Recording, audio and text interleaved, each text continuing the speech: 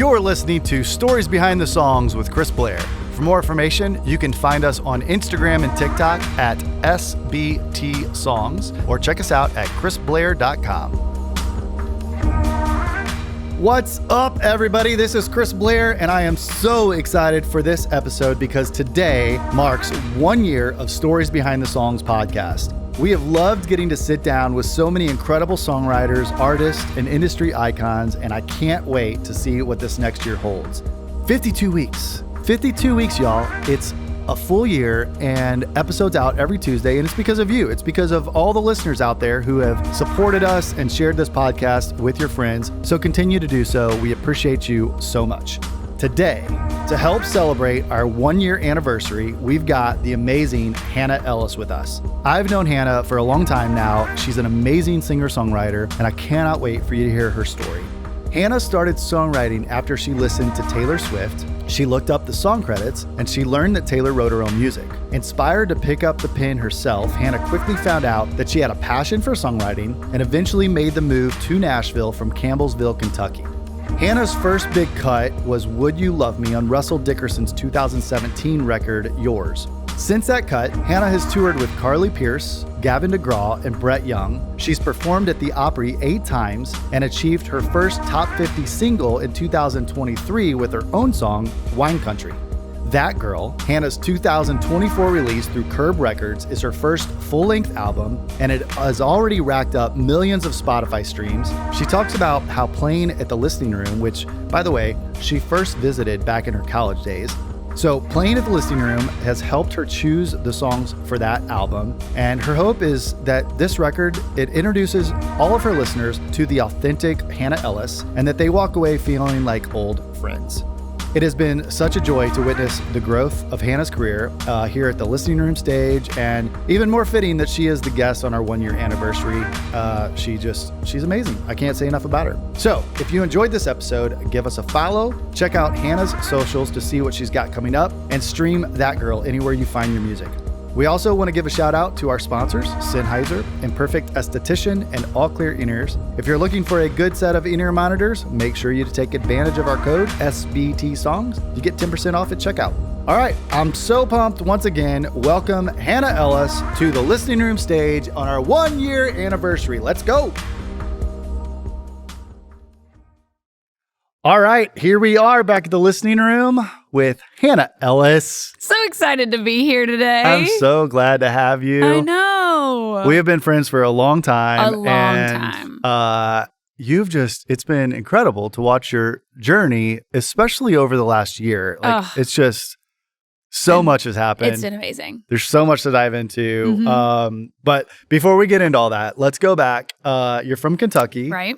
And walk us through how you got into music and what journey it was that led you to Nashville. Right. So, growing up, my parents were both musical. They were singers, did weddings on the weekends. And so we kind of grew up singing, my siblings and I. My dad with a big camcorder, like filming us every chance he could to get us to sing together. So music was always a part of my life coming up. And then, I did all the contests and the singing in church. And it wasn't until I was at the end of high school that I realized, this is what I'm meant to do. I'm supposed to be a singer.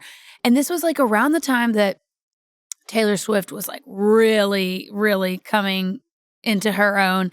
And that was when the songwriting thing kind of started too, because I don't know where I thought songs came from. I don't know if I thought artists wrote them or what, because you would think if that's what I thought, then I would have started trying to write them. I don't know. But I never really had any kind of special passion for it until I kind of started watching Taylor, and I was like, oh, wait, she's writing all these songs herself. And I kind of got into it then and started really diving into the songwriting aspect of it. But then went on to college at the University of Kentucky, and then slowly kind of made my way to Nashville from there, where, I was doing the back and forth thing where I'd do some classes, and then a couple days a week I'd be in Nashville. Yeah. And, I would come to the listening room back when it was in, I'm going to get it wrong. Was it in Cummins Station first? Franklin. Franklin. first, Okay. and then Cummins. There you go. So I started, the first time I came to the listening room, it was in Cummins Station. I was still in college. This was probably 2011 or 12. That'd be about right? Yep. That was right around 12 was when we moved to 2nd Avenue. So okay. So it would have been right before, because it was before I moved here. Yeah. And I would come down and just be like, oh, I want to do this. Which is just so fun to sit here now and also see how much you guys have grown over the years, you know? Yeah. I feel like we've kind of, I mean, we've known each other for so long and we've kind of like grown up together. Absolutely. Absolutely. It feels like that. Yeah.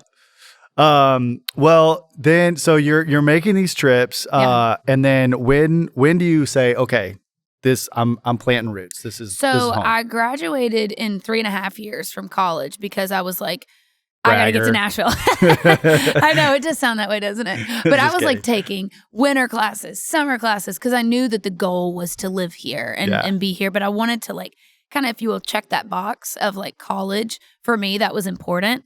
And so I finally finished college and I moved here in February of 2013. And that's when I was like, all right, I'm here. Let's do this thing. Yeah. Have no intentions of leaving now. So yeah.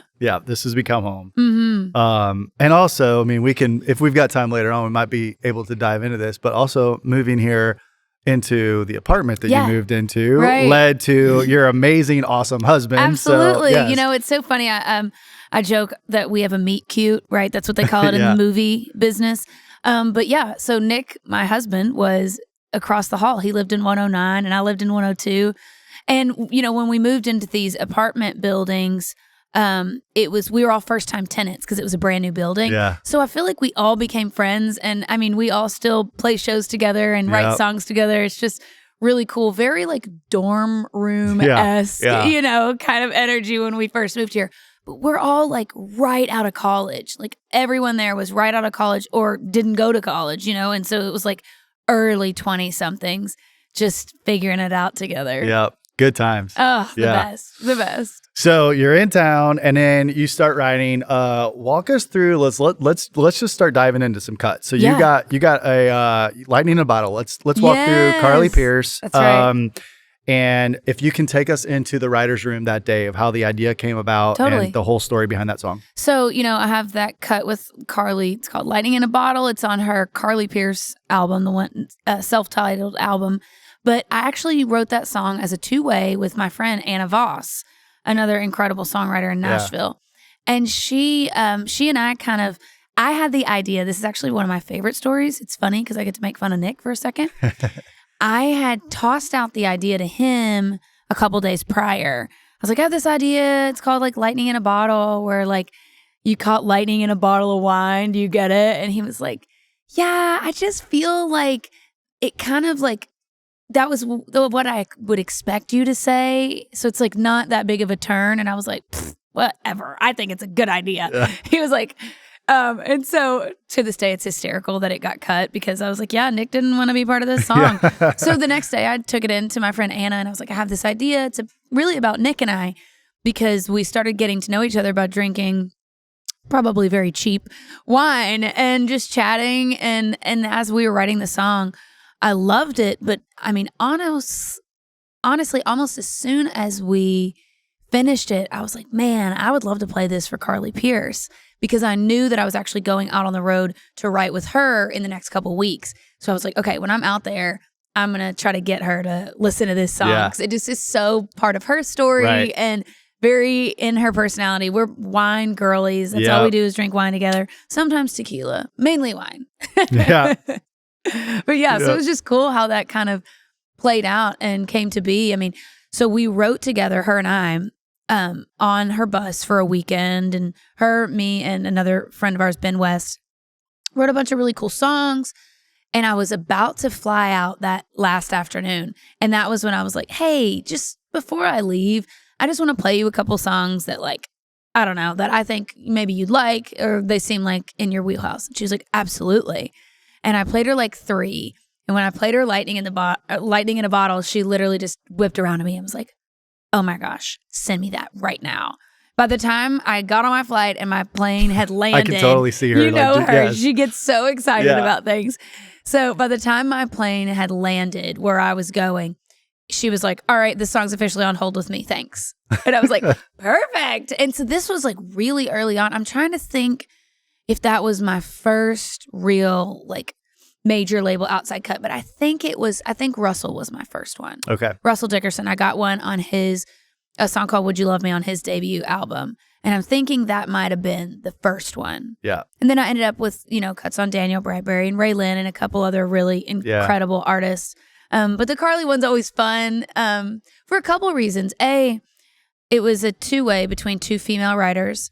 I had it demoed by a female track girl producer and cut by another female, which I think is just a really cool story for Nashville. And just that it went all the way through to ending up on a record was just awesome. Yeah. I think that's a good segue because I wanted to touch on, you are a phenomenal writer, obviously, and you've got these great cuts that you've got with outside artists, but your main focus is you as Artistry. an artist. That's right. And Leslie and just everybody over at CMT, like just when you were named Next Woman of Country, like how was that for you? Oh my gosh, it was just such a special moment for me because I can remember my first ever CMT Next Women of Country event that I attended. I remember Kelsey was playing, Kelsey Ballerini. Yeah. This is before her and I like knew each other or whatever and were friends. But she was playing and it was like, I think maybe her record had just come out. I mean, like just come out. And I just was like, dude, if I can get into that group of women, if I can get on that stage and be one of those girls up there singing, I will really feel like I have a seat at the table. And so obviously when that happened, I think my class was 2018. And then I got to go on the CMT Next Women of Country tour in 2019. And that was incredible. Not to mention the whole like face on the side of the bus thing was pretty epic. That is so 90s. It's just like, it was giving me life. And that was just so much fun. We just had an absolute blast on that tour. And it was really, going on the CMT Next Women tour was really my first time exploring certain markets that I just, I had gone on tour with Russell up to that point, but that was really it as far as like a tour. Yeah. And the CMT Next Women tour was like 11 or 12 dates. So it was like a real bona fide, like a whole thing. And I remember thinking, Boston, who listens to country music in Boston? Yeah. And then I get up there and they are rabid. They are like so excited. They're in line all day to come to this show. And I was like, okay, I have totally underestimated country music fans. Like, I just didn't know. I'm south of the Mason-Dixon line. I just didn't know. Yeah. And so it was just really incredible to just finally get to explore the country and the country music fans. Well, and then you went out after you've been out with Carly, Gavin DeGraw, Brett Young. Yeah. Like, so what are some good road stories? Don't hold back. Like, well, for me, the most important thing for me always on the road is eating.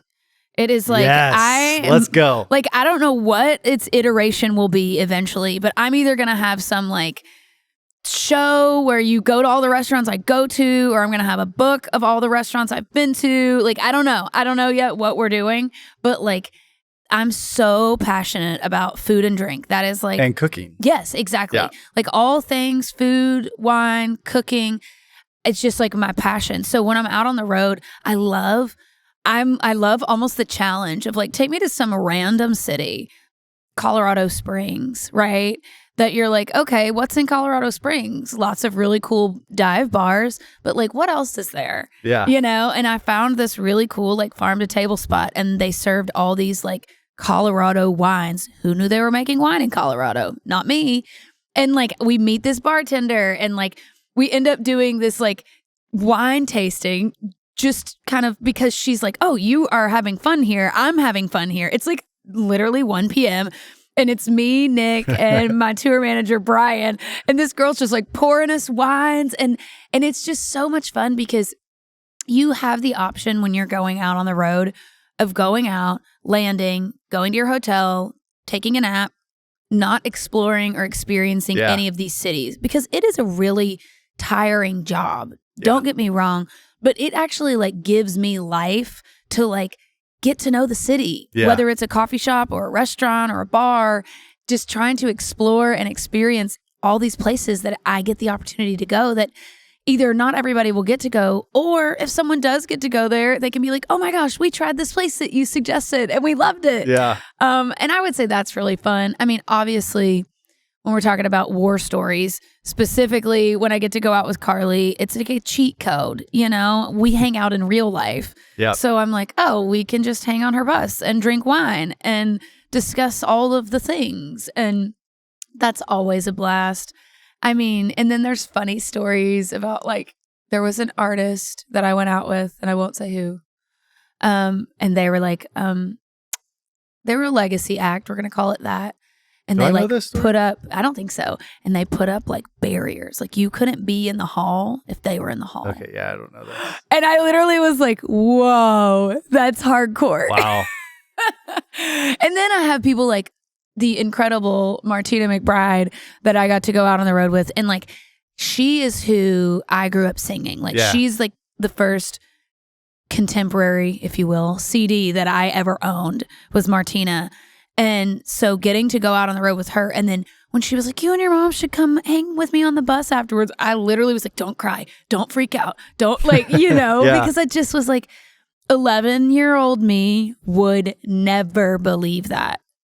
Like, it's just the craziest thing. I mean, I remember the first time I sang a song in a contest ever that was like country music was Martina.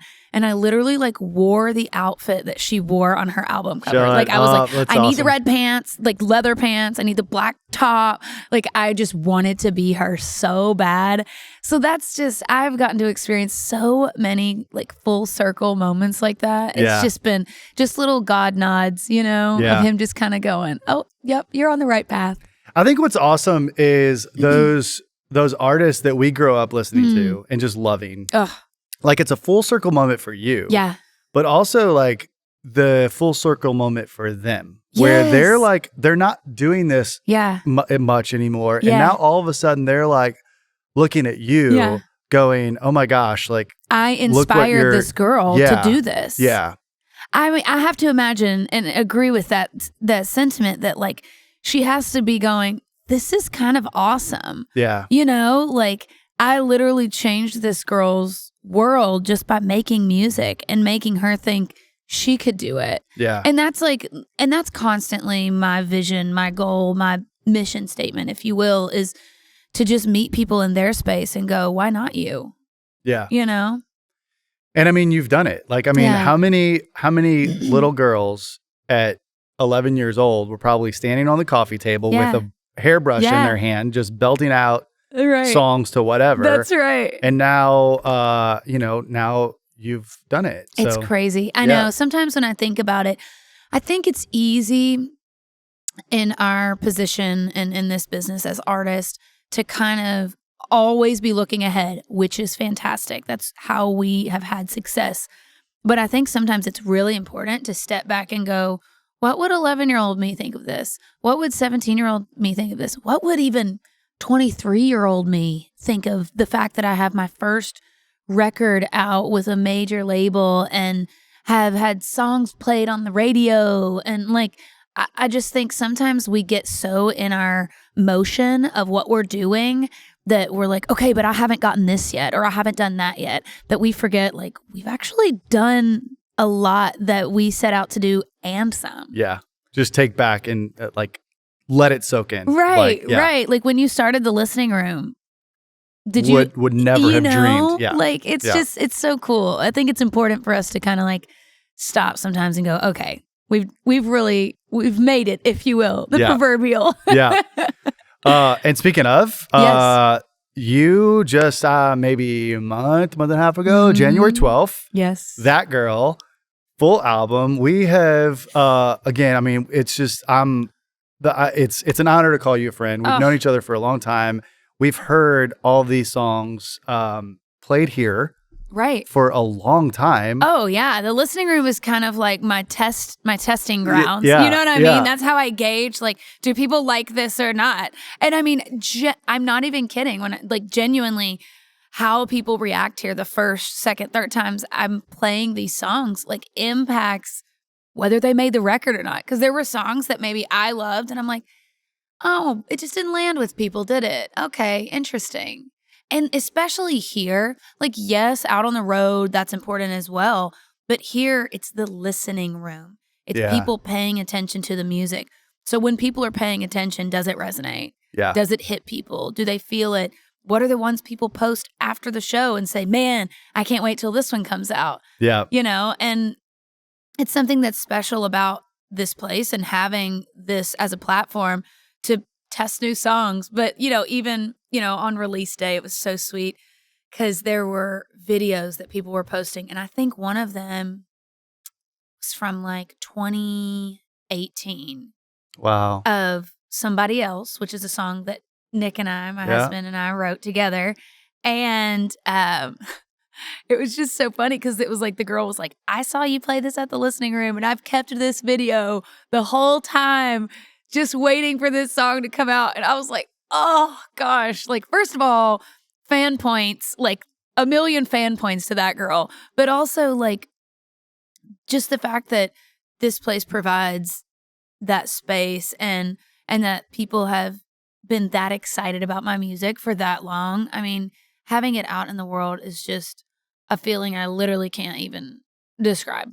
Yeah, I want to dive into just that album. I mean, Home and Hometown, Us, Wine Country, Country Can, like all these songs that we've been hearing for a long time. Right. Like what was the process for you of putting that together and like, you know, even to the point of like the order of the songs and then leading up to January 12th. Yeah. And like, you know. Absolutely. You know, so as the songs some of the songs had come out previously, and once we decided we wanted to do a full record, I was like, I want to make sure that people, when the last song plays, when the record's over, they step away and they're like, I know that girl.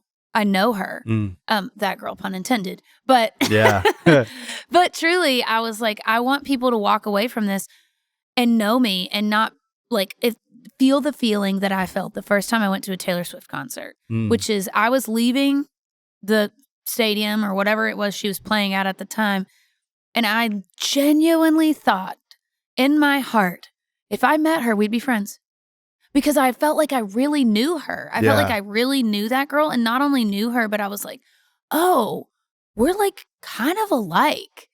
And like, I think that we all are in some degree. And so it was really important to me to choose songs that not only were well written and songs that I love, but songs that described me, that kind of showed different sides of me, because I think that people relate to that more than any of us realize. I feel like when you first move to town, you try to write songs that you think people will relate to.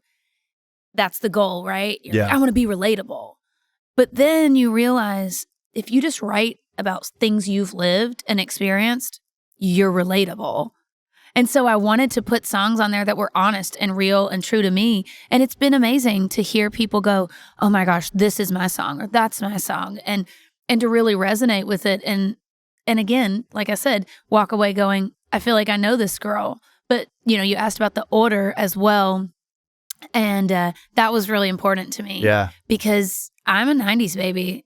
And I believe in records. I still believe in hitting play on the first song and listening straight down. Yeah. You know, that's what we came up on. You didn't skip songs. You didn't jump around and say, oh, that's an interesting title. Oh, you just put it in your CD player and you just let it play. And I wanted that same feeling with my record. I jokingly, you know, said to Nick, I was like, no skips. I don't want any skips. And that's the songs, but that's also the way the songs flow. I want it to feel whole story. Like a story. Yeah. And, you know, even when we cut the song Too Much and Not Enough, it's the last song on the record, I knew I wanted it to be the last song. And I kind of jokingly say, if you've listened to 12 other songs getting to know me, you deserve to know all of me. And you know, some people thought it was an interesting choice to end with such a vulnerable song instead of like, and fun times, because that is such a huge part of my personality is good times and having fun and being cheeky and lighthearted. But I was like, yeah, but a piece of my heart that I always want to make sure that people know when they leave is that like, I am vulnerable. I am honest. I am just like you. And leaving with that song just felt like the right way to not only finish that project, but segue into whatever's next. Yeah. So good. Do you have a favorite song on that album? I feel like it's like anything else. It changes. Sure. You know, I feel like that sometimes I'll listen through and I'm like, oh, Replaceable is the one. Replaceable is the one because it's like sassy and it's very me making sure that you know that I think I'm it, you know? And then sometimes it'll be too much and not enough because that's where I'm at in the moment. Yeah. And it's nice to rehear that and remind myself who I am could be enough if I let it, you know? Yeah. Or somebody else, because I think it's a kind of different take on a love song. So yeah, I think it's always changing, always evolving. In the summer, it'll probably be One of These Days because it's what I like to call boat music, you know? Yeah, it's like just putting drinks up and hanging with your friends. So with your pinky up. That's right. With your pinky up, it is required. Yes. It's fine. I love it. Yeah. No, I'm excited about the whole record and just for people to continue to dive into it. It's so good. And I'm seriously, I'm so proud of you. I mean, just like, I think your vulnerability is such a hard word. Through that whole thing, it's like, I mean, it is so raw and so true. And like lyrically, it's not just another song. Yeah. They're well written, but it is like, that's what I loved about the whole album is it's like, I can see you. It's not like you're not cutting a song about,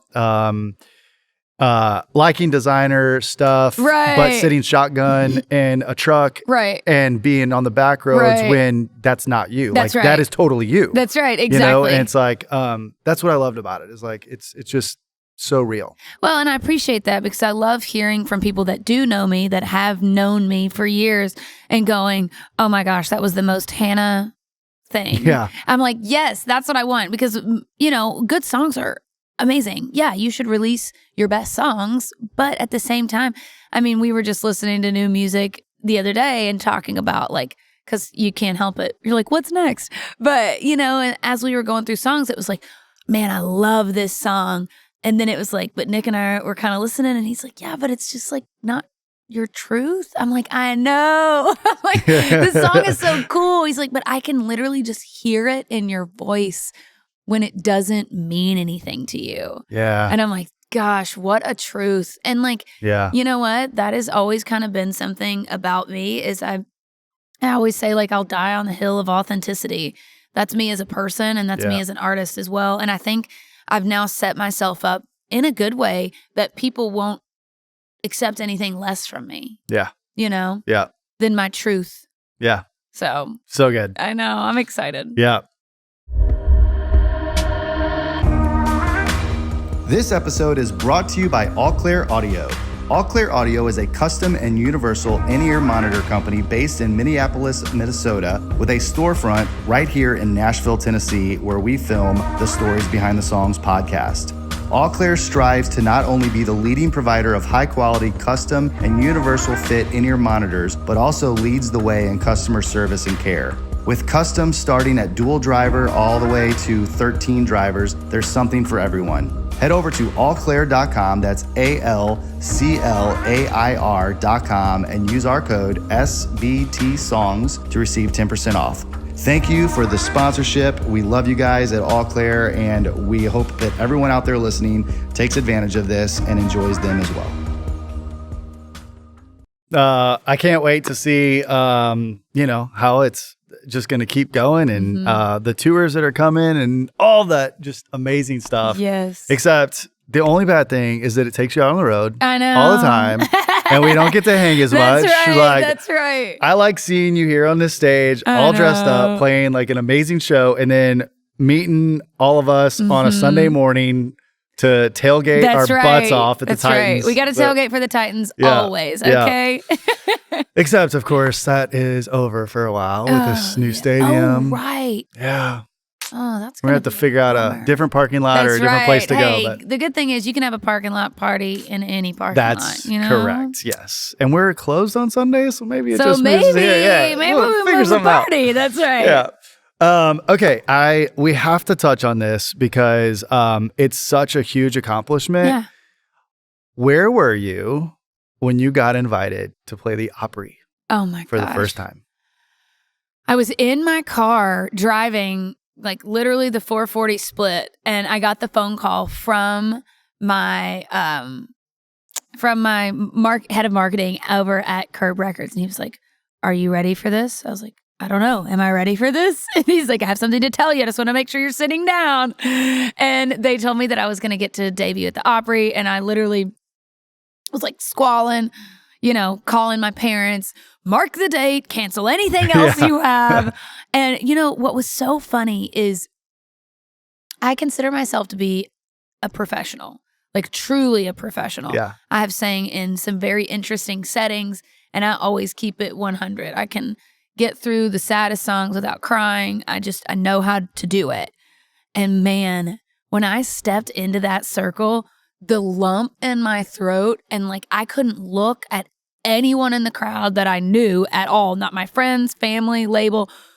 I was just like, oh my gosh, I'm not going to make it. And it was an overwhelming, truly overwhelming feeling of like, I am singing at the Opry. What? And so literally between songs, because you got 2 songs on your debut, between songs, I literally said, excuse me for a second. If I don't let the tears out, then I'm not going to make it through the next song. So I literally like cried for a second, got it together, and then was able to do the other song. But like truly, I like knew I'd be emotional, but I was surprised by how not together I was keeping it. I was like, we're doing this. Okay, got it. But I mean, honestly, just such an insanely special time. Yeah. I mean, for everybody out there listening, if you don't understand, I mean, you cannot play the Opry unless you're invited. That's right. You have to be somebody. That's right. Like, it's like, it's not like open mic night or something. Right. Like it's they invite you because you've magical. done something that they are like, oh no, okay, this girl's going to be in this family. Yeah. She's going to be in this country music and family. It truly is a family. I mean, it's like, and that's why it's so magical, like to walk in to the middle of that circle. Oh yeah. And like spotlights on you. Absolutely. And like, it's funny because I've done it now, I think 8 times. Yeah. And I keep waiting for like the shine to wear off. You know what I mean? Where you start going, oh, okay, it's Opry, cool.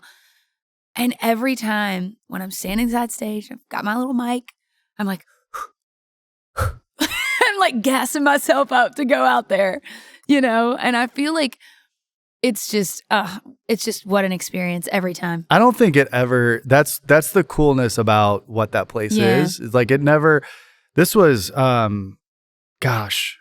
probably 9 years ago, something like that I was backstage with Charlie Daniels. Oh, wow. God rest his soul. And he was just, number one, so welcoming. Yeah. And like, not like, I'm Charlie Daniels. Right, this is my room. Don't walk into it. It was like, we were hanging out and like, he was just so nice. But to hear him at that point, like 8 or 9 years ago, just talking about how much he loves to be in that building. Yeah. It was There's just like something special about it. You know, there really is just something so special about the Opry and what it means to country music. And, there was a documentary that came out a couple years ago by Ken Burns that was just called Country Music. Yeah. And when you watch that and you really see how important the Grand Ole Opry was to, I mean, honestly, creating country music, making it a genre at all, then you go, oh, like I thought I understood the significance and I like did not even understand. And I thought I did, Yeah. But it's just awesome. And those people there are so kind. And there's just something cool about backstage and the energy with everyone. Like everyone's just walking around, chatting, stopping in each other's rooms. I mean, it really is such a unique experience. Yeah. Yeah. Okay, another pretty epic place to play Yes. is London. Oh, yes. You are leaving in like a week. Yeah. To go to C2C. So we're actually doing C2C Germany first. Okay. Then going to London. Okay. So like busy bees over here. So we're doing like, I guess it'll be like 5 or 6 days in Germany. And we start in Berlin. We do their C2C. Then I have a show in Cologne and then Munich. And then we fly from Munich to London and do C2C London. And I'm like, oh, I cannot wait. I love, first of all, the international fans are so incredible. I love them so much. And it's fun because I've actually had people that have been like, oh, I'll come to Germany for like a long time. Yeah. And I'm like, wait, I'm really coming. I'm going to be there. Like, let's go, you know? But the fans over there are incredible. And, you know, sometimes I have to, again, take a step back and go, I am playing songs I wrote in other countries. Like, that's pretty wild to think about. And they'll be singing them back to you. Oh, like, and they do. They know the songs. Oh, like my favorite thing, they're so crazy. They're crazy in the best way. They're crazy. Are like, they will message me weeks before, hey, will you play this song? And it's like a deep cut. It's like way, like 10 years old songs. Yeah. Like, how do you even know that song? Yeah. You know? And it's just, oh, it makes me so happy to just get to spend time with those fans. And also, you know, I love to travel. I'm so passionate about it, and getting to do what I love and do what I love is pretty incredible. Yeah. You, like we talked about this earlier about when you're out on the road, like you're not going to just sit still. You get out there and do that. You know, the one of the things that we kind of like just brushed over, but I think it kind of started during COVID, maybe a little bit like when you were home a lot more, but you just started going live on Instagram and just, you know, like cooking with Hannah. Right. And, like, and it's like so fun because it's constantly evolved, you know. At first I did through the COVID times, I was like making meals live, which was so much fun. Like I just had a blast doing that. But now I do these things about once a month called Wine Down Wednesday. Kind of a riff off of my Wine Country song, but also because I know so many people in that community. And I think that there is this like marriage or overlapping of country music and wine lovers that kind of doesn't get any credit or attention. But I'm like, we come here and half the people in here are drinking wine and they love country music. Yep. And I think sometimes people get really caught up on what they think something's supposed to be. I actually had an article come out the other day in Food and Wine magazine, which is crazy to say. Wow. That's like a huge accomplishment for me. But the write-up was kind of like, he, as a wine drinking New Yorker, was like, I had negative predispositions against country music, and that was on me. And there's people that have negative predispositions against wine. Oh, it's pretentious. And he's like, and I think that then I heard country music I loved and that resonated with my life. And I was like, wait, okay. Maybe I was wrong. And he said, and I think there's something to be said for, you know, those two things actually blending together. And I think a person like me can kind of put a foot in both lanes because I am going to have a bougie dinner with my husband every once in a while and drink a nice cab. But also I'm going to take a cheap white wine out on the boat with my dad in a solo cup, and we're gonna fish all day, and I'm gonna be drinking my cute little Whitehaven while he's drinking his Busch Lights. Okay, yes. Like, you gotta be able to do both. You know. So I think it's just been really fun to kind of go on that journey and doing the lives and kind of getting my country music family acclimated with some of these people in other worlds, because you know what we have learned through our wine journey, Nick and I, is they're farmers, man. Yep. When we go and hang out with these people at these gorgeous wineries in Napa Valley, once all of the pomp and circumstance is gone, they're like, hey, you guys want to jump on the four-wheelers and we'll take you out. We have to go across the creek to get there, but we want to show you some of these vineyards up at the top of the hill. And it's like, like, we do. Oh, cool. Like, you guys just do what we do. Yeah. Awesome. Yeah. But also, yes. Who is, oh, man, we'll give them a shout out. Love, what is the bottle? Emma Lily. Yes. Is that what you're thinking of? Oh, yes. Our friends, I met them Petersons. through you guys. Their wine is they're phenomenal. So amazing. Again, country music fans to the max. This is turning into a wine podcast instead of a music podcast. But of Hannah Ellis. Yeah. No, so cool. Well, I appreciate you being here. Absolutely. I love hearing your stories. And before we wrap it up, you kind of like started to go there earlier where like 11-year-old Hannah would have had like freaked out about Martina. Oh, yeah. But last question that I always end with. Oh, I love it. If you go back to Kentucky to 8-year-old you, and now you have been on the road, you're doing it, you just put your album out, all of this. Crazy. What advice do you give 8-year-old Hannah today? Man, I think I could have saved her a lot of heartache if I had just been able to convince younger me to stay on my path. I think I might have wasted a bit of time in my teens and 20s trying to be either someone else, something that was working, if you will, in the industry, or what I thought people wanted me to be. And I feel like I spent time writing that way, dressing that way, cutting songs that way. And then when I finally was like, this is just what I like. This is what I like to do. This is how I like to dress. This is the kind of artist I think I am. It was like, and like everything just kind of fell, fell into place. And I think that if I could tell 8-year-old, 11-year-old, 16-year-old me anything, it would be your path, baby. You got to stay on your path. Put the blinders on. Do not be distracted by what you think you need to do or what you think other people want from you. All anybody wants from you is to be yourself. There's only one you. Yeah. That would be the most advice that I would probably give younger me. I love it. Yeah. Yeah. And you did that on your album. It's true to who you are, like we said earlier. So everybody out there listening, make sure that you check out the liner notes so that you can get all the links to follow Hannah. Make sure that you go get the album, That Girl, and listen, stream it, all of that. That's great. But do Hannah a favor and go to Apple Music or iTunes or anything and click the buy button. Oh my gosh, my guy. Purchase the music, guys. Come on. You can even go to my website if you're a CD listener and get it there. And in a very short amount of days, actually, we will have it available on vinyl.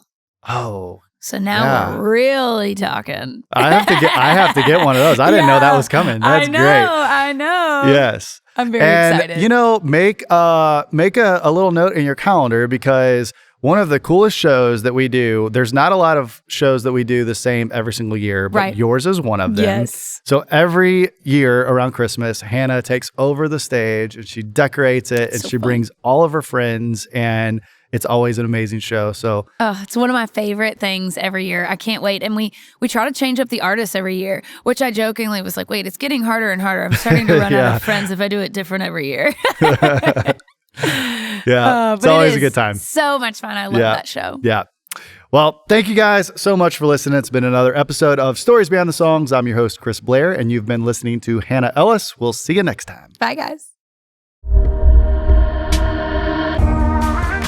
Thank you for listening to another episode of Stories Behind the Songs with Chris Blair. Make sure to give us a follow on Spotify if you enjoyed this episode, and make sure you click that notification button so you can keep notified when new episodes come out. We release brand new episodes every Tuesday, and you can find us on YouTube at Stories Behind the Songs with Chris Blair or anywhere you listen to podcasts. Don't forget to send us a comment letting us know what you thought of the episodes. We love getting your feedback, and share this with your friends. The more we grow, the more that we can keep doing this. It's our mission to bring you all of these great stories behind the songs from some of Nashville's most iconic artists and songwriters, publishers, producers, everyone in between, and a lot of my great friends. We love what we do, and we love sharing their stories with you. We appreciate all of the continued support. Thanks also to all of our sponsors, and we will see you all next week.